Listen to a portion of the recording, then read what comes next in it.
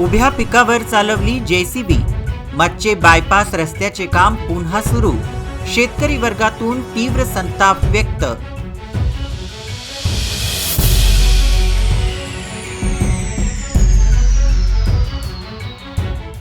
शेतकऱ्यांचे विरोध जुगारून हलगा मच्छे बायपासच्या कामाला पुन्हा एकदा सुरुवात करण्यात आली आहे. उच्च न्यायालयाचा स्थगितीचा आदेश असतानाही राष्ट्रीय महामार्ग प्राधिकरणाकडून रस्त्याचे काम सुरू करण्यात आले आहे. आज रविवार वडगाव धामणे शिवारात शेतकऱ्यांचे विरोध जुगारून बायपासचे काम प्रशासनाने पुन्हा सुरू केले.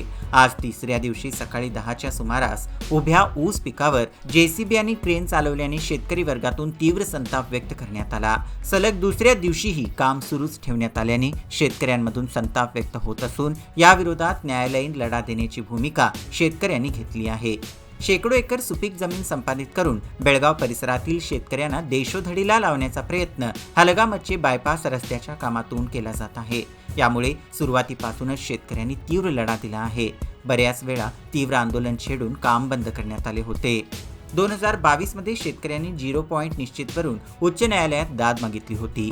त्यावेळी न्यायालयाने रस्त्याच्या कामाला स्थगिती दिली होती. तेव्हापासून हे काम बंद होते. परंतु बुधवार दिनांक 13 पासून हलगा शिवारातून या कामाला पुन्हा सुरुवात करण्यात आली. यावेळी शेतकऱ्यांनी आक्षेप घेत आपला संताप व्यक्त केला.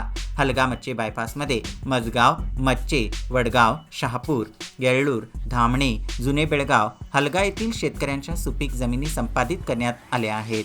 या जमिनीमध्ये दुबार पिके घेतली जातात. अशा जमिनी रस्त्याच्या नावाखाली संपादित केल्याने शेतकरी वर्गाला उद्ध्वस्त करण्याचा प्रयत्न करण्यात येत असल्याचा आरोप होत आहे.